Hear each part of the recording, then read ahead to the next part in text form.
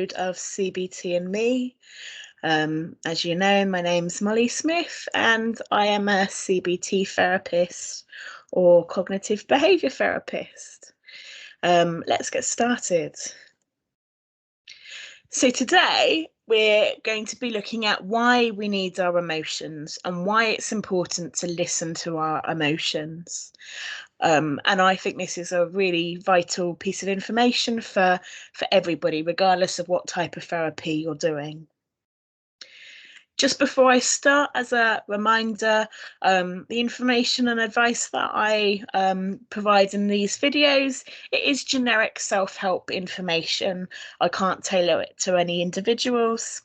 So please do speak to your GP or your doctor if you need specific and personal advice. Your GP can also make referrals to any services or support that might be helpful for you. If you are in England, you can find what's called your local IAPT service. IAPT stands for Improving Access to Psychological Therapies. They offer a lot of different types of talking therapy, including CBT. You can use this website here to find your local service, and you can self-refer online for an assessment, and then you can talk about what therapies and support they can offer you. Also, to let you know, if you are in England again, to speak to your local mental health helpline. You can find your mental health helpline on this number here. It is different per area, but this would be a helpline where you can speak to a professional out of hours for any urgent support you need. So if you can't get hold of your GP and it's, let's say the weekend, a bank holiday, or in the evening, this is a number you can call for a sort of urgent professional advice. For emergencies, though, please go to A&E, call 999 in order to keep yourself safe. So let's begin with talking about emotions. Now, these are common things that society tells us about emotions. Especially in Britain, we get that British stiff upper lip, but a lot of other cultures also promote stoicism. And we often get sent the message that emotions are bad, they're bad things to have, and we need to get rid of them as soon as possible. Males have a difficult problem because there's that really unhelpful male stereotype. To be a man, you must suppress your emotions, and you shouldn't be able to cry if you're a man. That would mean that you're not a man. It would mean that you're weak. And I think that's really hard for men to then get support and to feel emotions when they're being told these really unhelpful messages by society. And it does go for women too, though. I'm sure a lot of people have heard the phrase "big girls don't cry," and women are also told you need to be strong, and in order to be a mother you should put your needs last and you should concentrate on your children, and in order to be strong you need to not have emotions or difficulties. And both of those are bullshit, to be quite honest with you. They're really unhelpful things for us to be taught in society. The truth is that men do have emotions. Men are human beings like anybody else, and women have emotions too. And it's okay for anybody who's human to struggle.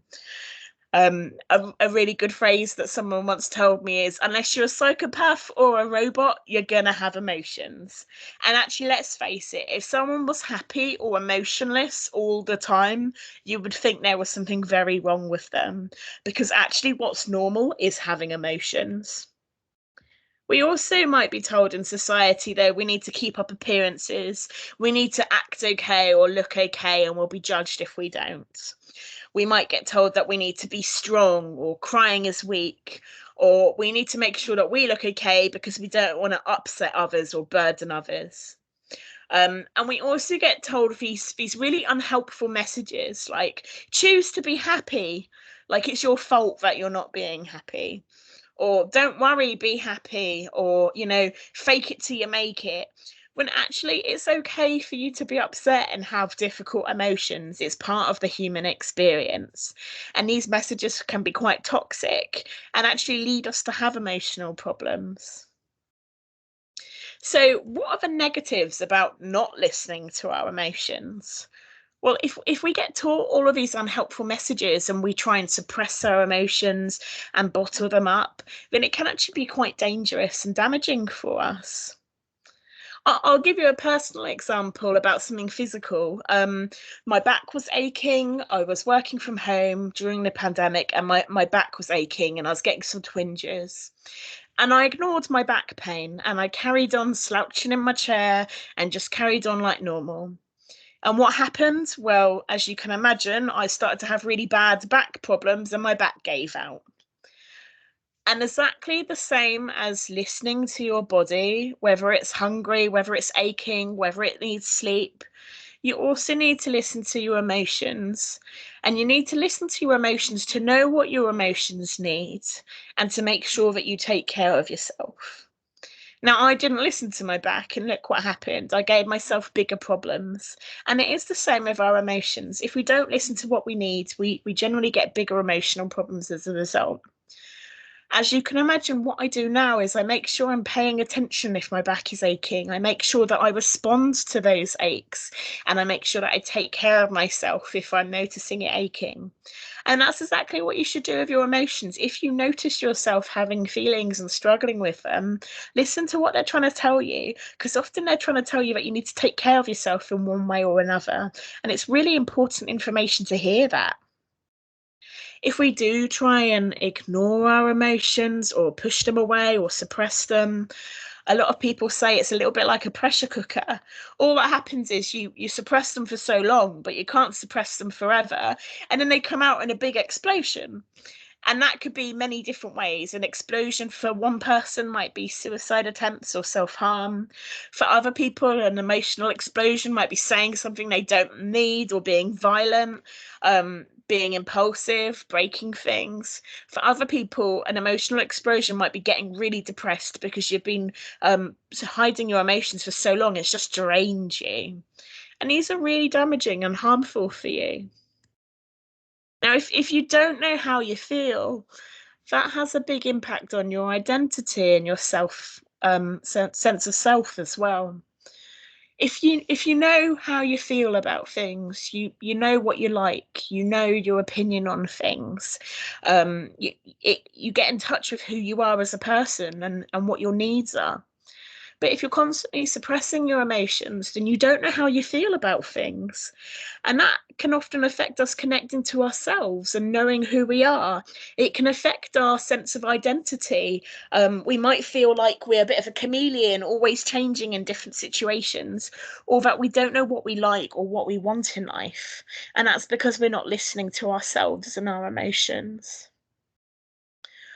Also, if we're not listening to our emotions, it's hard to recognize when things are getting tough. If we listen to our emotions, then we can hear those warning signs telling us that we're starting to struggle and that we need some support or to help ourselves in some way. If we don't hear that, then often our problems just get bigger and bigger without us realizing until they're so big and so severe we can't ignore them anymore.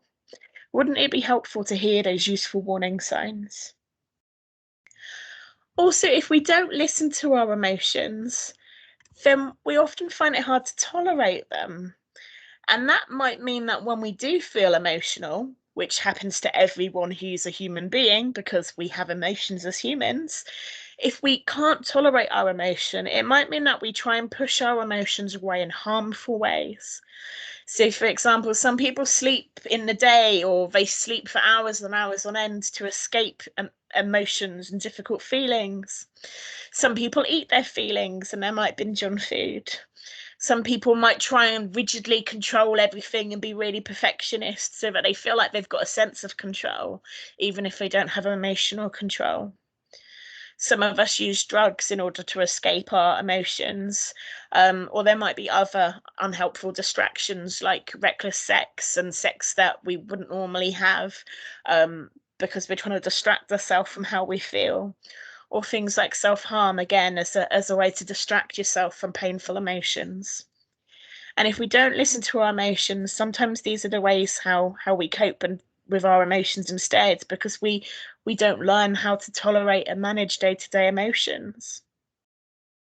And if we do struggle to tolerate our emotions, they have a really big effect on our thinking as well.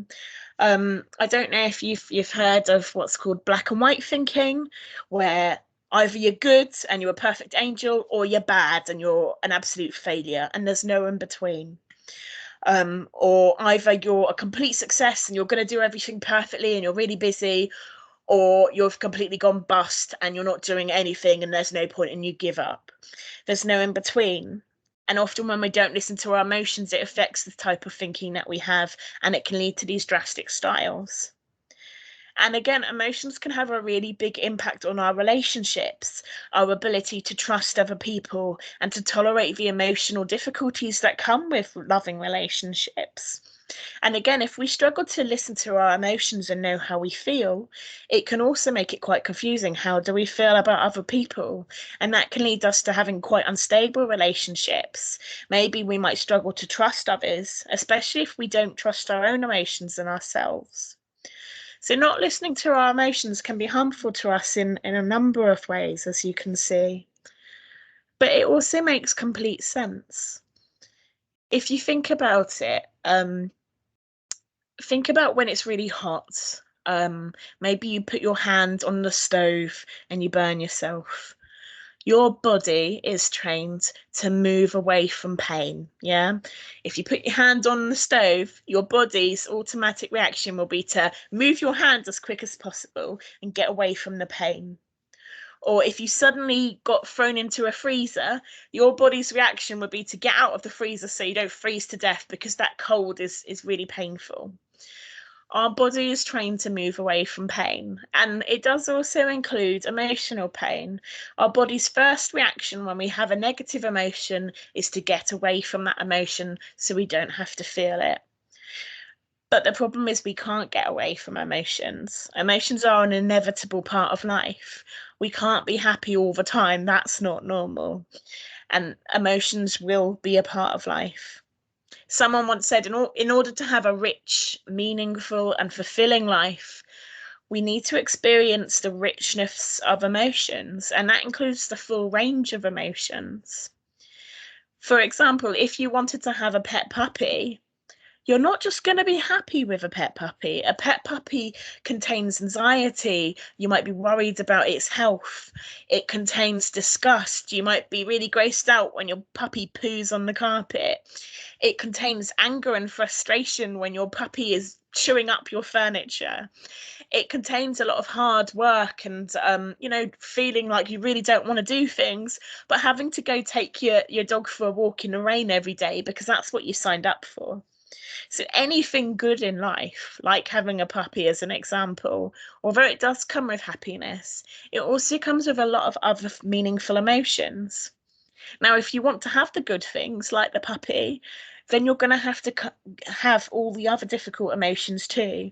That's part of life. Regardless of what it is, if you have a new baby, they bring us a lot of joy, but they also bring us a lot of stress. If you're going to university and studying on a course you've always wanted to, or you get a new job, although that's great and makes you happy, you're probably also going to have a lot of hard work and difficult emotions and stress getting used to something new. Anything good in life does come with difficult emotions, but it's still worth doing. If we want to have an enjoyable life, we have to learn to tolerate difficult emotions because they are a normal part of life. So, just as an example, I think this is a good thing just to keep in mind, really. Someone who has a strong emotion, let's pretend sadness comes up, and you're feeling really sad.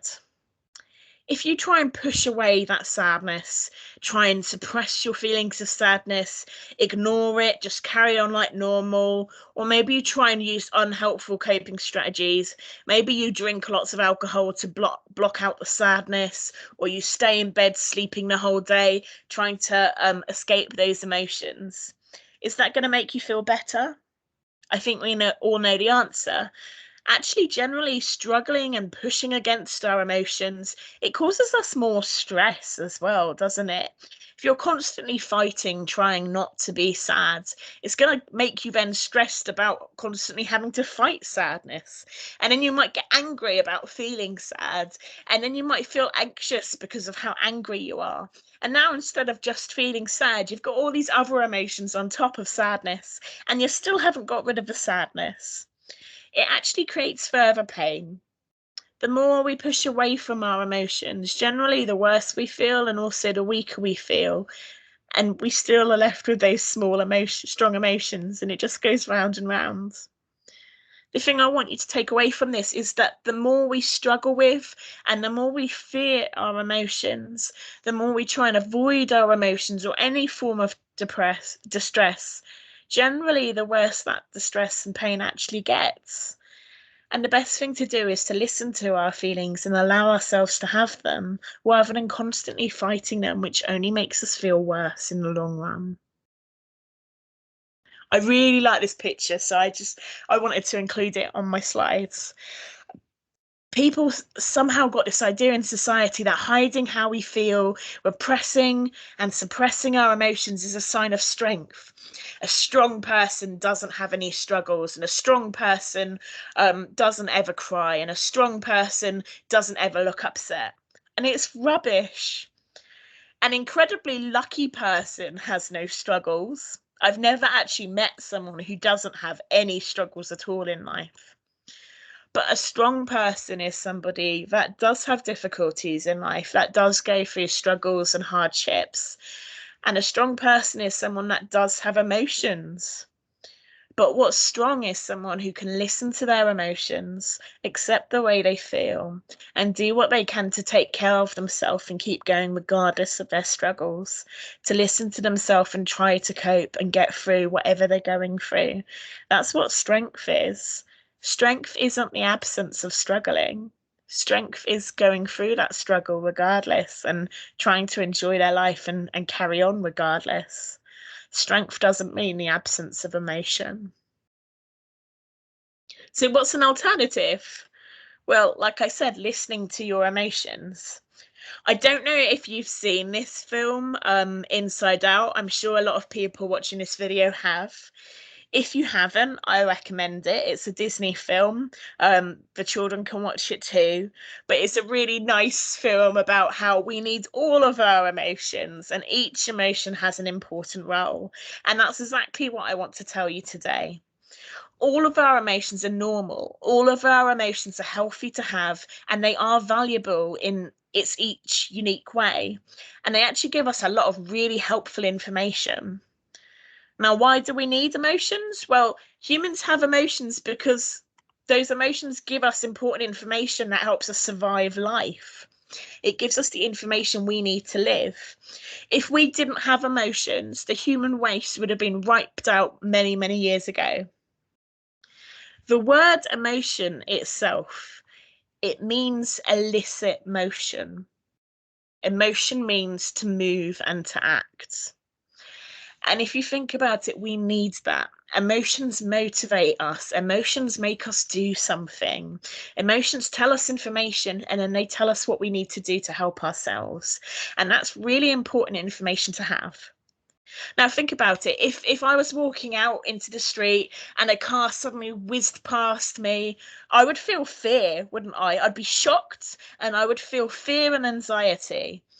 And I need that emotion to survive and live. If I wasn't anxious, I'd carry on walking and get hit by the car and die. I need to feel anxiety in order to protect myself and survive and jump back so I stay alive. That emotion made me go into motion. It made me act and stand back and protect myself. And that's what emotions do. Another really good thing about emotions is that they tell us how we are. They tell us, how we're doing and also what we need. And they encourage us to respond in a way that helps us. If I'm sad, I know that I need to do something to take care of myself. Sadness is helpful information for me. And sadness also tells other people what I need. Emotions also tell other people how we're feeling and what we need from them. And that's equally important. Emotions tell us what we want. Emotions tell us how we feel about things. They form a part of who we are as a person. And if we listen to our emotions, if we accept and trust them, that can help us to build healthy relationships. It can help us to communicate how we feel. It can help us to stay safe. It can help us to learn to navigate and tolerate life's difficulties. It can help us to cope with life's problems. And like I said, it can help us to enjoy a rich and fulfilling life.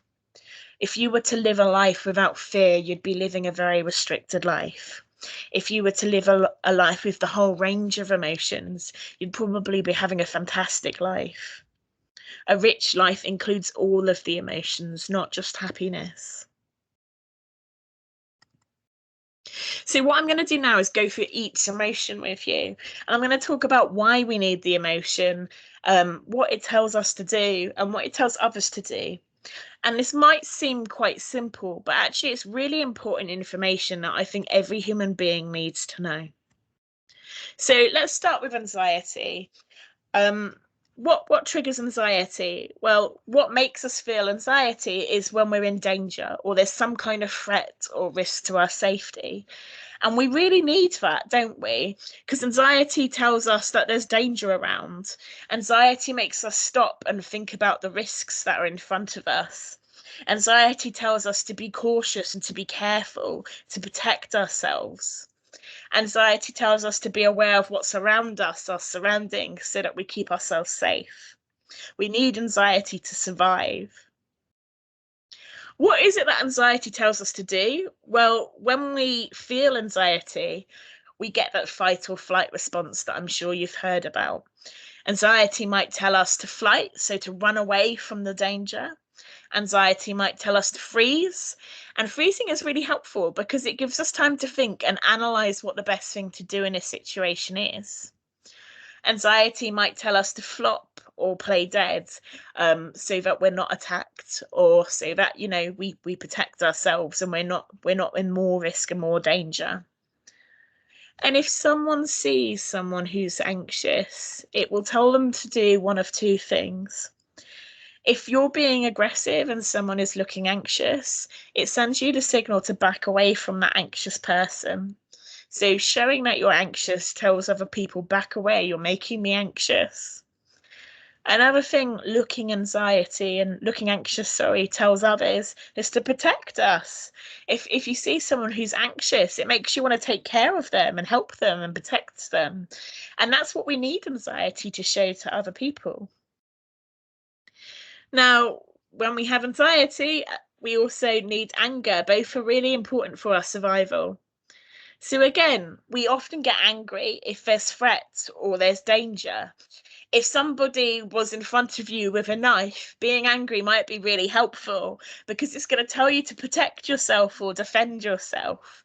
It's going to teach you to be assertive and stand up for yourself or to solve problems. And what does anger tell you to do? Well, we've kind of already said it. Anger tells us that we need to fight. We need to push away and protect ourselves. We need to push away that threat and danger, and we need to fight to save ourselves. Fighting either emotionally by standing up for ourselves, standing up for our causes, or physically sometimes to protect ourselves. And anger tells other people to back the hell off. Stay away from me. Anger tells other people to surrender and stop attacking us. So anger is very important, isn't it? Without anger, there'd be a lot less human beings alive on the earth, even if we existed at all. We need anger to survive. Now, what about sadness? So what triggers sadness generally is loss, and that can be in many different forms. It might be loss as in bereavement and grief. We might have lost someone we care about. But sadness might be the loss of something else as well. The loss of something important to us, like our job or a hobby that we can't afford anymore, or the loss of money, or the loss of a house or a childhood object. It might be the loss of a belonging. Maybe we've lost a necklace that was important to us. It could be the loss of a friendship. It could be the loss of feeling close to other people if we're feeling lonely. Loss could also be losing our ability, losing our health, losing our ability to do activities that we once used to enjoy. Or loss could be the loss of pleasure or happiness. But sadness tells us that something is lacking in our life. Something is missing in our life that we've lost. And it encourages us to sit down and reevaluate that situation, think about what's missing and what we need. And then sadness encourages us to make improvements. Sadness encourages us to go and find what we did lost and either get it back again or replace it. Sadness reminds us that we need to also take care of ourselves. Sadness often makes us feel quite tired and unmotivated, and that's often sadness's way of telling us that we need time to rest and reflect and take care of ourselves in order to heal as well. So, what does sadness tell us to do? Sadness tells us to stop, first of all, and do nothing. Let's think about it. When someone's died or we lost something really important, the first thing we often do is we withdraw. And we withdraw and go inside our own heads and think about things. We reflect on what we've lost.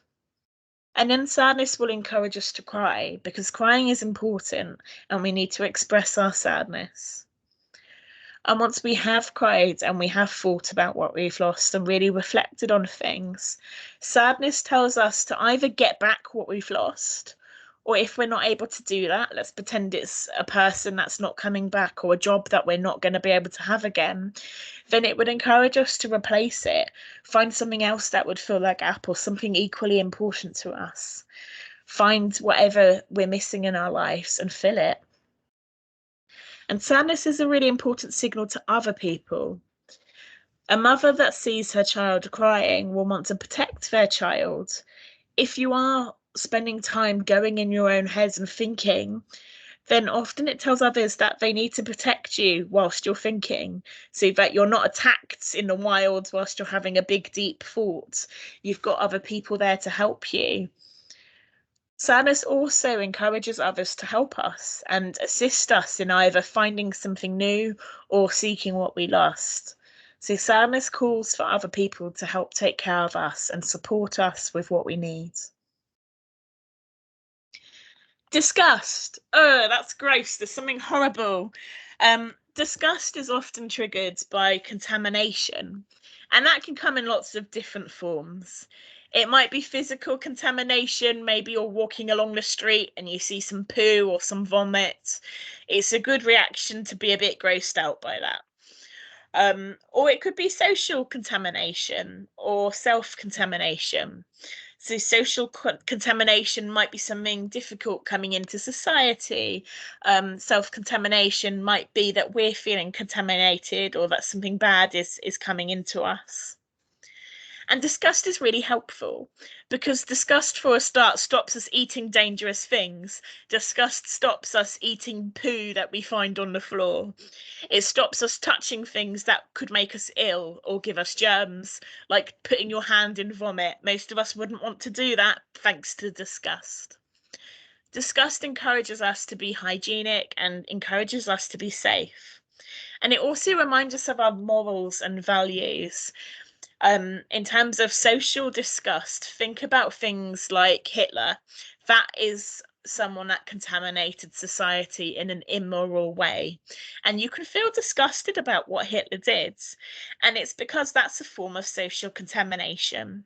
And disgust in that point is helpful because it reminds us of what our own morality, what our own opinion, and our own ethics and values are. Disgust reminds us of our social rights, and it can also motivate us to improve our environment, whether that's wanting to improve society or it might be encouraging us to clean our home when it looks disgusting. What does disgust tell us to do? Well, when you see something disgusting, let's pretend a piece of poo on the floor. The first thing disgust will make you want to do is stop in your tracks and pull away. Disgust stops you moving forward and touching the poo, quite literally. Disgust is there to protect you so you're not contaminated. And what does it tell others to do? It tells others to do what you've just done, to also stop and pull away so they're not getting contaminated either. So disgust is very protective. It keeps us safe physically as well as socially and morally. Let's move on to surprise. Bam. So surprise happens when there's something unexpected or there's something novel and something new. Surprise can also be lovely, can't it? Like a surprise party. But surprise is a safety emotion and it is designed to protect us. It's a very quick emotion. And surprise encourages us again to reassess the dangers and keep ourselves safe and to be vigilant and aware of the risks. So I'll give you an example. What if I was walking down the street and all of a sudden I came across a load of blood all over the floor? I would be a bit shocked by that. And that surprise would encourage me to stop and not go any further and to really have a think about the situation, to look around and to work out what's going on and to assess the risks. And safety and surprise would, if other people saw me surprised, it would encourage them to do exactly the same. Why is Molly looking so shocked and surprised? I'm going to have a look around and see what's surprising her. Surprise is a really good way of protecting ourselves again and keeping ourselves safe, and we need surprise. We might not always like certain surprises, but it is there to protect us. Curiosity. Curiosity is an interesting emotion, but again, curiosity often comes up when there's something new or novel around. So you can be curious when you go on holiday and you go somewhere completely new, or you can be curious when you try a new food, or maybe you're curious when you're learning something new. Curiosity is really important. Curiosity gives us an opportunity to discover new things. It encourages us to be open-minded. It encourages us to explore our emotions too. If we're open and open-minded and curious, it encourages us to let ourselves experience our feelings, to notice our thoughts, to explore new situations, to try new things, to explore the world we're living in as well. Being curious allows us to try new approaches, new ways of doing things, or new ways of coping. And the great thing about curiosity is if we weren't curious, we'd never grow, we'd never learn, we'd never gain new things or new skills. Think about it. Someone at one point in their life was curious to know what it would be like if they mixed cocoa powder with milk. Someone was curious enough in the world to invent hot chocolate. And curiosity gives us lots of things like hot chocolate, like finding a new holiday vacation that we really like learning a new way to cope or learning a new skill. Curiosity gives us a lot of things. And it encourages us to explore. And what does it encourage other people to do? Well, it encourages them to join us in as well. It encourages them to be open-minded and explore new things. Curiosity is how we learn and grow. And it's really important to be curious about ourselves, the world, our emotions. That's how we grow emotionally, physically, as a society, everything. Guilt. We actually really need guilt. And again, guilt is often an emotion that people find quite difficult to sit with, but it is important. I'm going to talk about shame next because shame and guilt can often get misconfused. But guilt is when we've done something wrong and we want to fix it.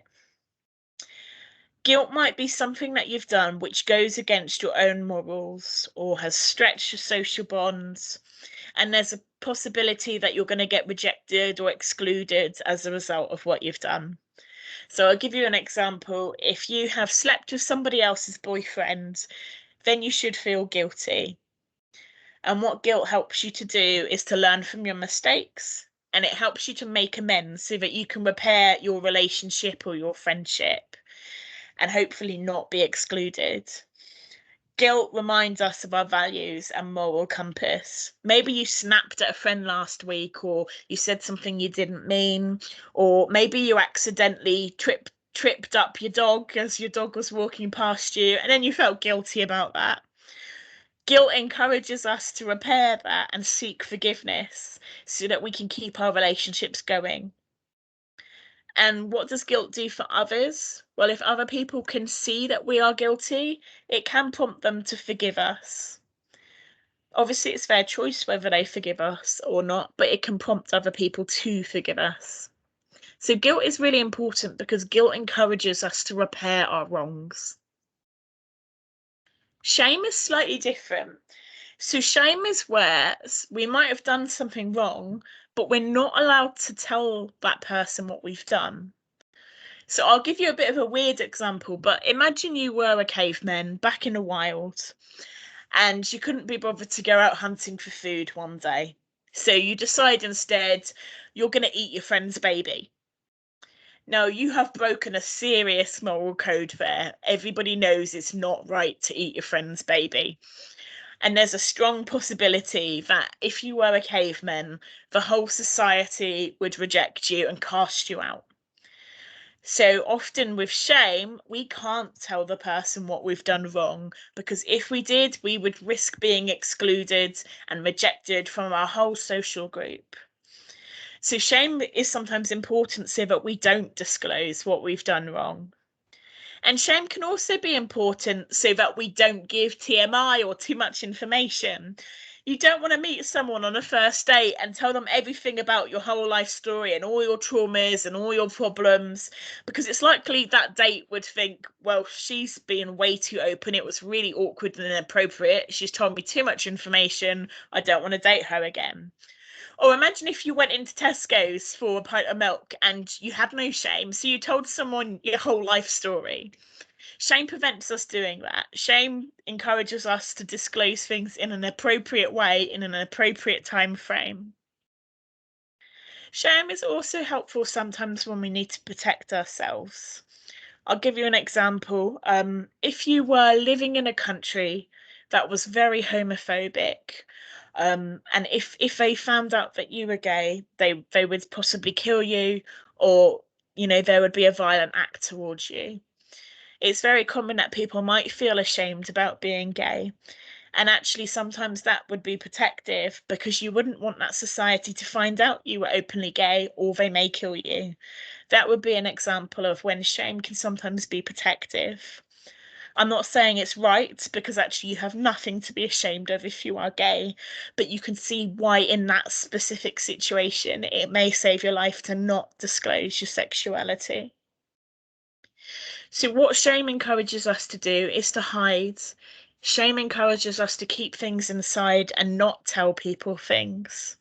And that's how it's different to guilt. Guilt encourages us to tell people what we've done wrong, say sorry, and repair things. Whereas shame encourages us to hide what we've done wrong and keep things inside to protect ourselves so we're not rejected. If people notice that we're looking ashamed, it's a little bit confusing for them because they don't know what we've done wrong.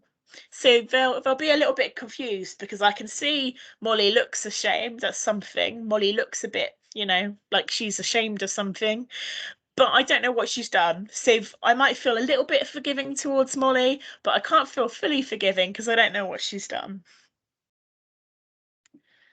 So love is an important emotion, of course it is. And love can take many different forms. It could be loving our friends, a family member, a child, or it could be that romantic love, and that includes lust and desire as well. In this case, I'm including all forms of love. And love, of course, encourages us to stay close to people we care about. If we love someone, we want to be near them, don't we?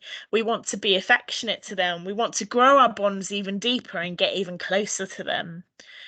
Love motivates us to socialize, it motivates us to spend more time with people, and sometimes to reproduce as well. Love encourages us to tell others how we feel about them, and it encourages closeness. And what love makes us want to do is cherish people.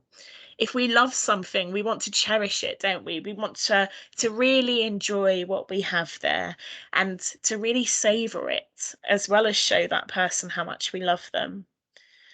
And what does love generally tell other people to do? Well, love tells other people to reciprocate often. If you're affectionate to your boyfriend, they're going to be affectionate back to you. If you're hugging your daughter, then they're going to hug you back. Love makes us want to share love and show love back. And love's important, isn't it? If we didn't have love, the human race wouldn't survive because we'd neglect our babies and we wouldn't make more of them. We're social creatures. We need love in order to be together and survive. So with love sometimes comes jealousy. But jealousy isn't just about love. And again, I'm going to go through jealousy and envy because they're both actually separate emotions, but often people confuse them with each other. So, jealousy is about when you own something and someone is trying to take that away from you. So, that could be when someone is trying to flirt with your boyfriend, when somebody is trying to steal your dessert in the fridge, when somebody is trying to take your job and take that from under you. Jealousy is when someone is trying to take what we care about, but we already own it. So jealousy is important because jealousy shows us, first of all, what we value, what we care about. If you didn't care about it, you wouldn't be feeling jealous. But jealousy also encourages us to protect what's ours. It encourages us to keep our relationships, keep our job, keep our cake in the fridge or whatever it is. It encourages us to protect what's ours. And it encourages us to hold on tighter so that we don't lose it. And it also encourages us to show what is ours and mark our territory and to tell others, this is mine, this is my boyfriend, or this is my cake in the fridge and I'm going to write my name on it. If other people see that we look jealous, a normal response would be for them to back off. I can see that Molly's got her arm around her boyfriend right now. She clearly doesn't want me to flirt with him. I'm going to stop flirting and back off. That would be quite a normal reaction. So, jealousy and envy are different because jealousy is when you're protecting what's yours. When we're envious of someone, we want what they've got, so we don't have that. So I'll give you an example. You could be envious about someone's job. Let's pretend you really want to be a teacher and your best friend is a teacher. Well, you'd be really envious of them and you'd say to them, oh, I'd really like a job like yours. You're not trying to take their job, but you would like a job like theirs. Or, yeah, I really love the relationship that you've got with your girlfriend. I would like a relationship like that. How do I get a relationship like that?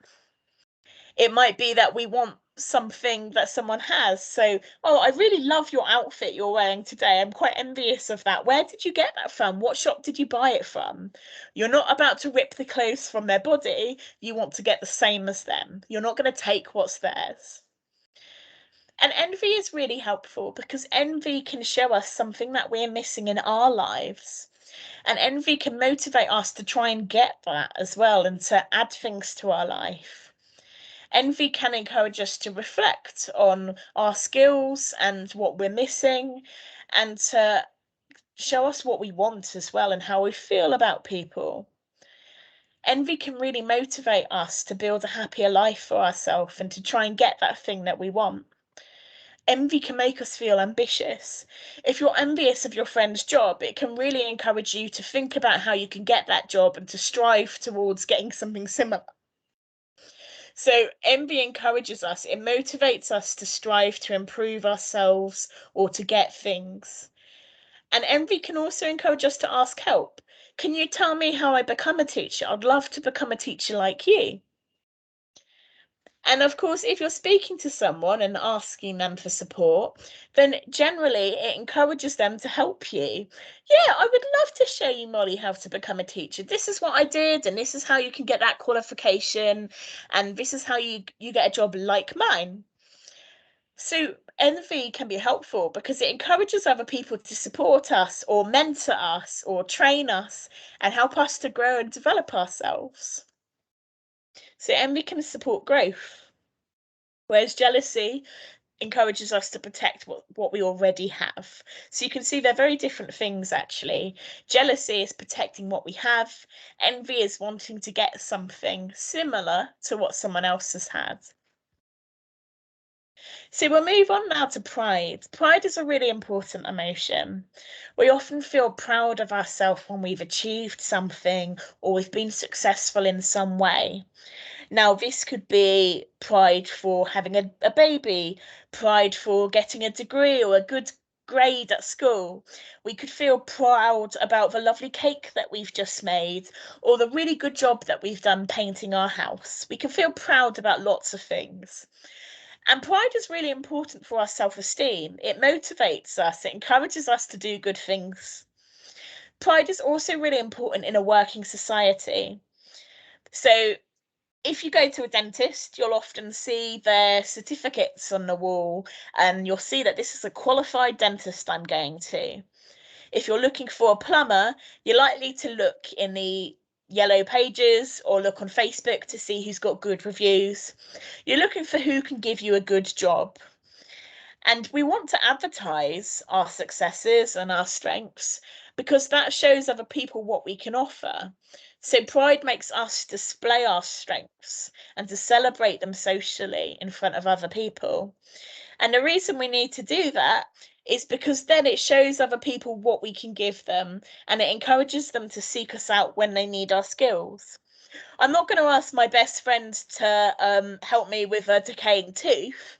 I'm going to look for a qualified dentist. My best, if I had a patient, they're not going to ask me about dog grooming. They are going to ask me for therapy because my pride would encourage me to display how I can help you so that when you need therapy, you seek me out. So pride helps us to advertise what we can offer other people and what services we can exchange for money or other favors or whatever. And lastly, a common emotion that I'm sure you're wondering when I would get to, happiness, of course. So happiness is often triggered by things that are pleasurable in life, whether that's pleasure as in things like hobbies and things that are meaningful to us that we value, or it could be pleasure like sensory pleasure, like eating a nice cake or something like that. Happiness motivates us. If we're feeling content and pleasured and happy, then we feel uplifted, we feel restored. We do need happiness in our life to as part of our natural balance of emotions. Happiness encourages us to get more of what makes us feel good, to seek out more of that really good thing. Happiness encourages us to have a balance of work and play so that we do have things in our life we enjoy. Happiness tells us what we want and what we like. Happiness helps with our self-identity. And happiness might help us to realize what goals we want to set and what we might want in the future. And pleasure is really important. It encourages us to get more of that good thing, to be ambitious and to keep doing what we're doing to get good stuff. Happiness encourages us to show other people that something's good. If you're playing a game of tennis and you're having a really good time, you're going to be smiling, aren't you? You're going to be showing other people tennis is really good. And what's that going to encourage other people to do? It's going to encourage them to join in and to join in with the happiness and to get a bit of happiness themselves. But as a reminder, we can't be happy all the time. Now, think about it. If you were happy all the time, if you were constantly smiling, constantly happy in a good mood, you would be so annoying. You would be insufferable. It's not normal. And also, your life would be so boring if the only emotion you felt was happiness. Oh, I just can't imagine a life of just happiness. We need all the emotions to survive. If you didn't have the other emotions, you'd be happy, but you'd be dead as well because you'd have probably walked in front of a bus or got attacked and not protected yourself or pissed everyone else off in society because you didn't feel guilty or ashamed. We need all the other emotions as well. And without the other emotions, we won't be happy anyway. Because, like I said, in order to have something nice, like a pet puppy or whatever it is that makes you happy, you have to have all the other emotions that comes with that. So it is important to be happy, but we can't live a life where we're just happy. That's impossible. So you now know why all of our different emotions are important. But what do we do then? We know emotions are important. How the hell do we listen to them? What's the alternative to suppressing them? I hope you can see this okay. What we need to do instead is a different type of cycle. We need to start listening to emotions and letting ourselves have emotions. So when you notice an emotion come across in life, again, all emotions are inevitable. So let's use sadness as an example. When you notice yourself feeling sad, instead of pushing that sadness away, It's really important to notice the sadness. Notice, how does that sadness feel in my body? Am I feeling tired? Am I feeling drained? What am I noticing alongside that sadness? How does sadness actually feel? Is that kind of gut-wrenching sadness? Is it more a dull ache of sadness? Where in my body am I feeling that? How does the sadness actually look? Is there a picture that comes to mind when I think about being sad? Is there a color that comes to mind? Are there any images when you're sad? And how does sadness actually feel? What does that emotion feel like? And what thoughts are coming into your head when you're sad? And are there any urges? Now, it's important to remember you don't have to act on urges, but it's okay to notice urges the same as it is to notice our emotions. And once we've noticed our sadness and we've recognized what sadness is, it's important to be curious about that sadness, to be open to listening to what sadness has to tell us instead of pushing that away. So it's good to ask ourselves, what is that sadness trying to tell me? What's it telling me I need to do right now in order to take care of myself? What healthy coping does this sadness want? What can I learn from being sad right now? Now, sadness might tell us things like, right now I need a hug. Right now I need to give myself time to heal. Right now I need to think about what's missing in my life and what I can do to replace that and make myself happier. Right now, sadness might be telling myself that I need to take care of myself in a different way or ask for help. Think about a sad child. What would you do for a child that's crying and sad? You'd probably comfort that child. You'd probably try and soothe that child and tell that child it's going to be okay. You'd probably bring that child something nice like their favorite toy, and you'd cuddle that child and take care of them and protect them. And that's what sadness might be telling you. What would you do for someone who's sad, and how can you do that for yourself? So it's really important that we learn compassionate and healthy ways of coping with our emotions rather than just suppressing them. It's allowing ourselves to have that emotion, allowing ourselves to actually feel it rather than pushing it away. We don't need to judge ourselves for having an emotion either. It's not bad to feel sad. It is what it is. It's sad right now, and that's okay. That sadness will pass when it's ready to. No one will be sad 100% of the time for the rest of their life. Emotions come and go, and emotions change and pass when they're ready. And actually, if we're not trying to deliberately get rid of that emotion, sometimes it passes a bit quicker than if we try to suppress it in the first place. But a good thing to ask yourself is, what is a compassionate and kind thing I can do for myself right now, despite that pain I'm in, despite the sadness? What would I value doing in my day? What's important to me? And what can I do despite feeling sad? So it's letting yourself have that emotion. It's noticing how that emotion feels and listening to the emotion. It's accepting that emotion, not trying to push the emotion away, but instead listening to it and recognizing what it is that it's telling you it needs. And then it's being compassionate and kind to yourself. This is a way to learn to listen to your emotions. What I would recommend you do first of all, before you sit down and experience sadness, have a think about what you can do to soothe yourself when you feel emotional. What would it be helpful for you to do to take care of yourself when you feel an emotion? Some people find it really helpful to have what's called a soothing box, where we might have really good things that are sensory for us.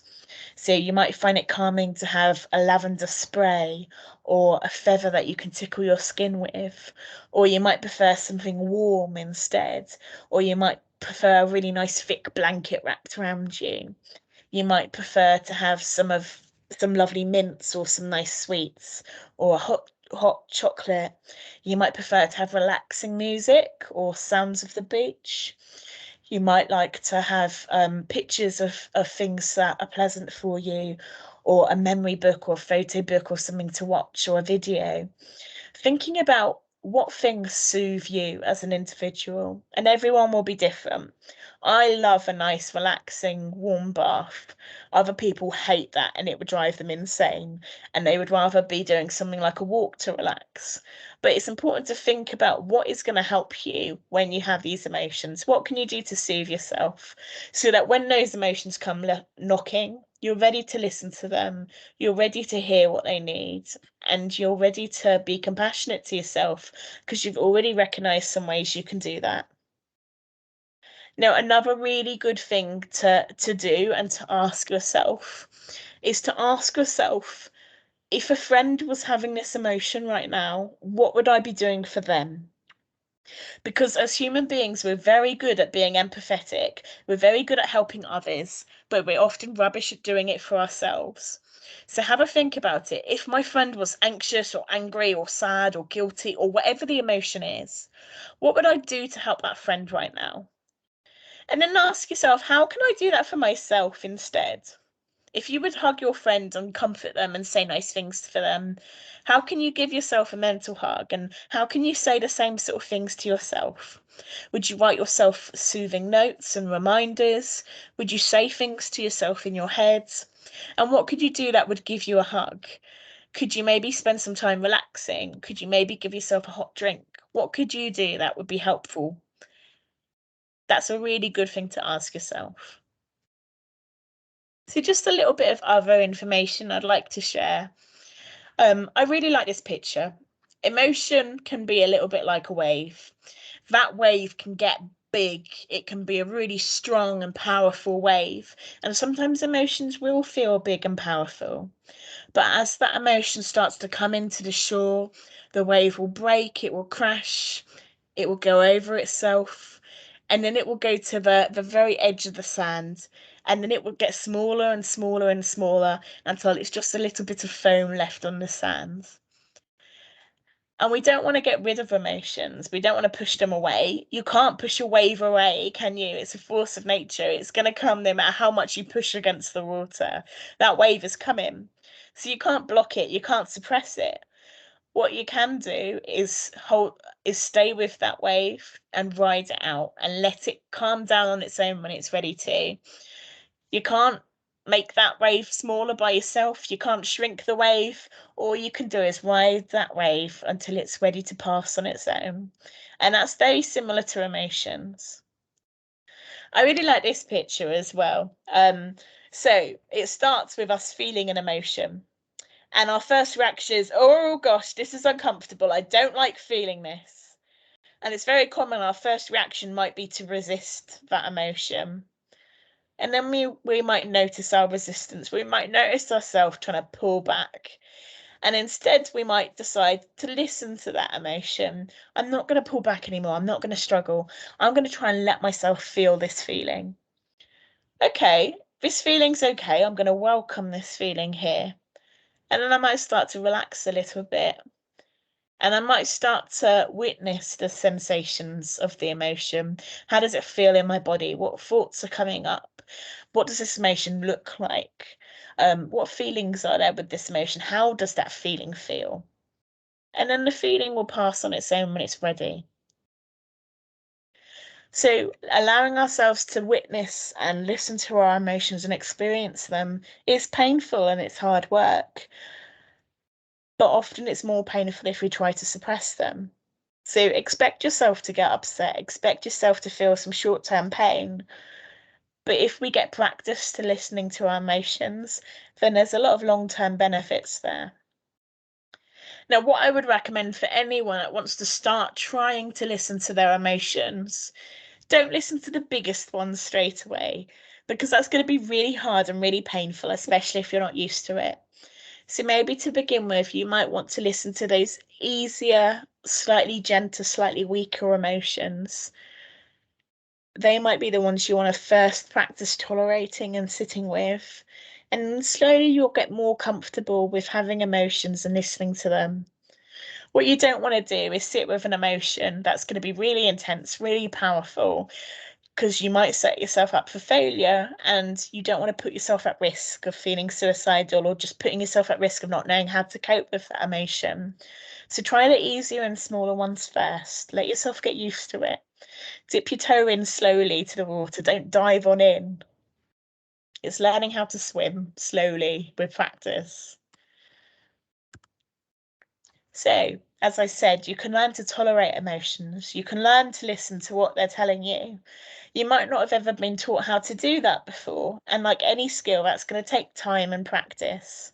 So start tuning into those day-to-day smaller emotions first. The bigger ones are going to come in time. And I do want to make it clear, if you're feeling unsafe or you're feeling suicidal, you need to think about, is this the right time to practice this exercise? Because what probably would be safer is if you've got emotional support and professional support so that you're doing this safely. So please do think about whether you need professional support. When you notice a day-to-day emotion that you feel comfortable to let yourself experience, it's really good to first of all take time to pause and just check in with yourself. Notice what you're feeling. Notice what you're thinking. Notice what that feels like in your body. What emotion could this possibly be? What is this? How am I feeling? How does this emotion look and feel? Let yourself get to know that emotion and recognize what it's like. You might have never done that before. And like you said, try and listen to that emotion. Try and listen to what it's trying to tell you, what it is that emotion is trying to tell you you need. Think back to all the emotions that we've just gone through and think about what it is that emotion is trying to tell you. And ask yourself what you need. Or, like I said, ask yourself, if my friend was upset and feeling this emotion, what would I do to help them? And how can I do the same for myself? That's a really important question to ask yourself because that encourages us to be compassionate to ourselves. So, just a few more points. Emotions aren't good or bad. They're not right or wrong. No emotion is a good emotion compared to another. No emotion is better than another emotion. Emotions just are. They exist. And judging your emotions as good emotions or bad emotions isn't helpful because that encourages us to experience some and push away the others. Like I said, you can't live a life with just happiness. You have to have all the emotions. And there's a difference between having an emotion and acting on the emotion. It's okay to feel sad. And actually, it's very common to feel suicidal. But there's a difference between having those feelings and acting on them. Just because you have an urge or a feeling doesn't mean you have to act on it. If you have an urge to self-harm, you might notice that urge, but it doesn't mean you have to follow through and act on it. And it's really important to remember that emotions don't last forever. So if you are experiencing a scary emotion, remember that eventually it will lift and another emotion will take its place. No emotion stays at 100% for the rest of your life. We always calm down, emotions pass, and another one takes its place. Like I said, when a strong emotion comes, you don't have to act on the feeling. You don't have to act on the urge to take drink or to do drugs or to do something dangerous. All you have to do is let yourself recognize the emotion and feel it. And emotions aren't facts. Thoughts aren't facts either. Sometimes emotions are very powerful and sometimes emotions feels like the truth, but it doesn't necessarily mean they are the truth. Nowadays, it's very common we might feel anxious, and if we're anxious, our anxiety generally tells us you're in danger, but we're not always in danger in this day and age. I'll give you an example. In Britain, it's very common that people might be anxious about spiders. However, in Britain, most spiders aren't dangerous. It's not Australia. Most spiders aren't poisonous or are going to kill us. So even though your anxiety is telling you that you're in danger, that emotion might not be telling you the complete truth. Now, you still want to listen to the anxiety, but the point is you want to listen to the anxiety and think about what it needs, rather than listening to the anxiety telling you you're in danger, you need to scamper for your life. Now, you can't get rid of emotions because emotions serve important survival functions. It's important to accept your emotions as they arise. I have a lot of patients that will come into therapy and they'll tell me, I don't want to feel anxious anymore, or I don't want to feel sad anymore. And no therapy, no type of treatment will ever eradicate emotions because we need all of our emotions in order to survive and live. What we can do is we can learn to become friends with our emotions and listen to how they're helpful. And if we stop fighting our emotions, then generally experiencing emotions becomes easier to do.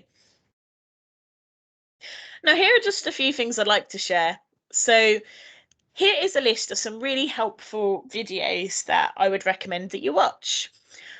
This is my all-time favorite video, and it very much complements what we've talked about today. So if you just type into YouTube Russ Harris, the struggle switch, it will give you a really helpful video which talks about how struggling with our emotions is generally not helpful. And it's kind of some of what we've already covered today, but it's a really useful video. It's about 3 minutes long. I recommend it. Russ Harris does a lot of other helpful videos too. Happiness Myths is another really good video he does, which talks about how, being happy all the time in our life isn't realistic and it's not helpful to think that way. I recommend that one too. There's a few extra videos that he does that, as you can tell, I'm a big Russ Harris fan, but he has some really helpful videos. So there's some useful links there for anybody that wants to check things out, have a bit more information. If you like YouTube videos, these are some that I would recommend. They're very therapeutic and give us some really good messages. I also wanted to share some phone apps that are quite helpful. So there's a type of therapy called DBT, or dialectical behavior therapy. This is a really helpful app. It includes mindfulness exercises, which helps us to be open to listening to our emotions and curious about them. Mindfulness helps us to recognize things without judgment and to sit with our thoughts and feelings.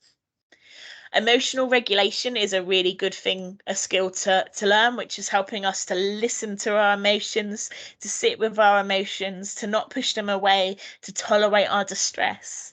So DBT can very much fit with the kind of information that we've covered today. If you found today helpful, DBT may be something you'd be interested in having a look into. And again, Mindfulness Daily is a really helpful mindfulness app. I also want to point you towards an app called Distract, and that's really helpful if you're feeling unsafe, you're feeling suicidal, or you're having urges to self-harm. The Distract app can be quite helpful. And here's some extra websites on self-help, self-compassion, and being emotionally intelligent. So I would recommend having a look at these resources if you wanted some more. Last but not least, I've already told you at the start about seeking your local IAPT service, but here are some helpful telephone numbers and charities that are also useful. So the Samaritans provides a free listening service. They're open 24 hours a day throughout the whole year. You don't have to be suicidal to call the Samaritans. If you were awake in the middle of the night and you were just wanting someone to talk to, someone to listen to, the Samaritans also provides that support. Hopeline is really helpful if you're in the UK and you want support staying safe. If you're feeling suicidal or unsafe, Hopeline can be really useful. The National Self-Harm Network is a useful helpline if you are struggling with self-harm. No Panic is a anxiety-based helpline for people who struggle with things like panic disorder, phobias, OCD, anxiety. And there is a relaxation message which is recorded if you call them during the night. So that's quite helpful too. Sane Line is a charity for common mental health difficulties. Frank is a confidential helpline for people who want information about drugs or alcohol. There's a National Association for People Abused in Childhood and a Hearing Voices network for people that might hear voices or have other unshared perceptions or experiences. I just realised this helpline here is a local helpline for Hertfordshire only. But if you are struggling with domestic abuse in Hertfordshire only, then that's a number you can call. I hope that was helpful just to have some extra things that you can look at for support. Feel free to pause this video if you want to have a look at any of the links or helplines in a bit more detail. But thank you everyone for listening to the video today. I hope it was helpful. Thank you for sharing and liking CBT and me. And feel free to stay tuned. There will be lots more helpful videos coming your way. Thank you. Bye.